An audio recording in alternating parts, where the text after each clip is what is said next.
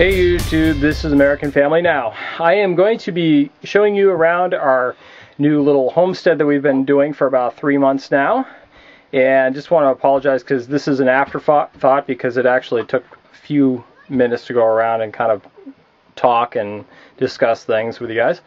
Anyways, so I'll probably have this as a two-part section because it looks like it's going to be more than 10 minutes. So anyways, I hope you enjoy what we've been doing. If you have any questions, please contact us. It's easier to contact us through our WordPress blog because getting into the YouTube through my phone, which is our only internet, hold on one second, Daphne, is our only internet connection at this point.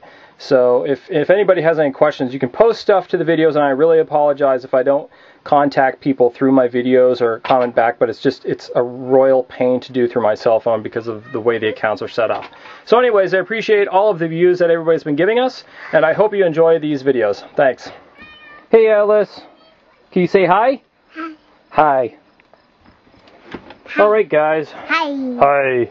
Hi. Hi. We are on our third month here at the homestead. You found an egg. Oh, that's a big egg. Can you show us where you found the egg? It was on the duck's egg. It was, I think that's a chicken egg, but. Because it's a duck's egg.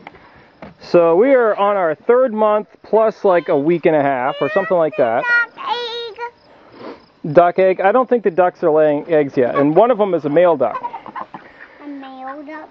Is it? So today we allow the chicks out for the first time, and last Saturday, today is Friday, so almost a week ago, we decided to put our old hens, which are only about a year and a half old, we decided to put them in with our new chicks and the ducks.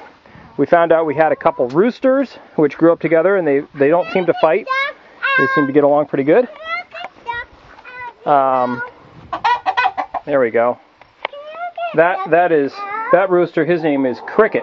The other one, which is the cock. Oh, Daphne, there's another. Does anybody have any shoes on? No, I'll go get it.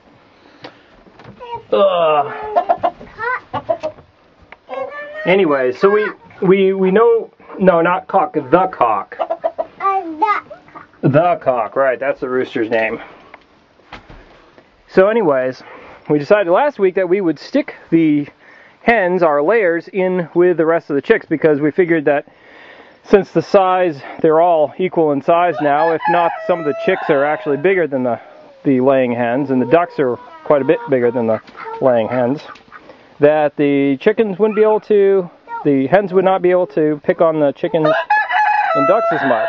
And if anything, maybe we figured the cock or cricket would kind of like make them submit a little bit. And that's exactly what happened. And they seem to be getting along fairly well now. The first 45 minutes was a drama, but they're compatible. They don't fight. The rooster, well, the cock,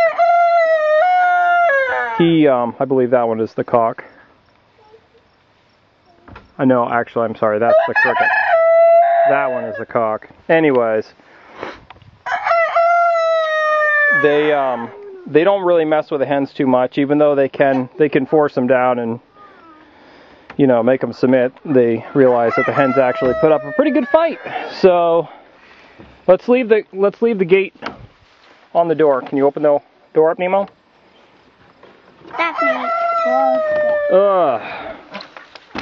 So anyways, so that's what's going on with our chickens, and we do have one or two of our new hens that is laying. It might be one of our ducks because we know that we have a female and we have a male duck, which is nice. We got a pair.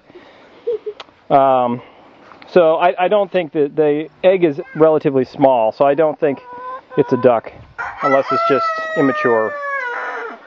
So anyways, someone is starting to produce, which is good because now that we've stuck them all together, our hens are not producing at the same rate at this point in time.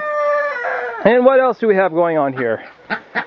Naomi's comfrey plants. I don't know what she's got in there. She's got a bunch of different stuff. She probably has mentioned it on other posts. She's had a bunch of herbs in there. She's weeded the garden out, taken out some of the herbs that have kind of passed for the season. And over here, of course, we had a really late start to the season. Hey guys, behave yourself. We have like broccoli. I'm not sure what that is. Actually, it might say. I'm not going to waste the time. Anyways, they're all herbs. Basically stuff for the tinctures and like oils that she's making for creams and whatnot. I can tell you that, like, that's comfrey, or that's chamomile, not comfrey. And this is basil. This stuff is stuff we grew, and we've harvested a ton of it, and it just keeps coming up. It's just like, boom, there. These are our onions, which we thought were going to be really awesome. And Naomi's granddad came over and said, well, the onions look great, but I don't think you're going to get any onions. We're like, why not? And he said, well, because when you planted them, they're a little bit too deep. Hey, Daphne, not right now, please. So our onions at this point in time kind of look like that. We're hoping that we might get a few bulbs, but we might just cut down the stalks and put the greens into a mix or something. I don't know. And we got some store-bought basil right there, which is embarrassing. And I don't know, there's a bunch of other herbs in there that you can see. We never did put a garden in this bed yet, or this bed this year, because we're running out of time, you know, and I've got work over at my brother's house. I'm kind of bartering with him. So, and I'm going to be putting a root cellar in over here. I was hoping to have it really deep in the ground, but I noticed that about 3.5 feet, 4 feet down, you got ledge. So I can't go that deep. So I'll put it in the ground, and then I'll use remainder of dirt to bury it and hopefully get a couple feet of earth over the whole box that I'm going to put in. And I'll cover that. That's probably going to be a year-long project. And we've got a ton of frogs. I counted 5 frogs this morning that were in here. We found a frog the other day that was missing a foot. So anyways, you can see where I'm starting to excavate. I took advantage of some of the rainy weather we had and came out because we've got kind of a combination of good soil with a little bit of clay, so it's harder to dig when it's dry. So I figured, well, when it's all soaking wet, I'll just dig up the top stuff with my pickaxe and whatnot. The solar dehydrator that I have had posts on before works great. It takes about 3 days. Well, when we're drying herbs, depending on if it's like a basil or a mint, the drying process would take about 3, maybe 4 days for a good crispy leaf. I mean, like, crispy leaf. So it works really well. I was afraid that on the hot days that the vinyl might not work as well. I have not had any. You can see a few wrinkles, but that's basically the worst of it right there, and that's partly to do with the kids banging on it sometimes, getting in trouble. And anyways, so the vinyl, if anybody wants to make a solar dehydrator and wants to do it cheap, go get some heavy vinyl at Walmart for like $6 or whatever. And you know, it's easy to replace. It's UV resistant. It's much lighter, and you know, 1/10 of the cost when it's all said and done.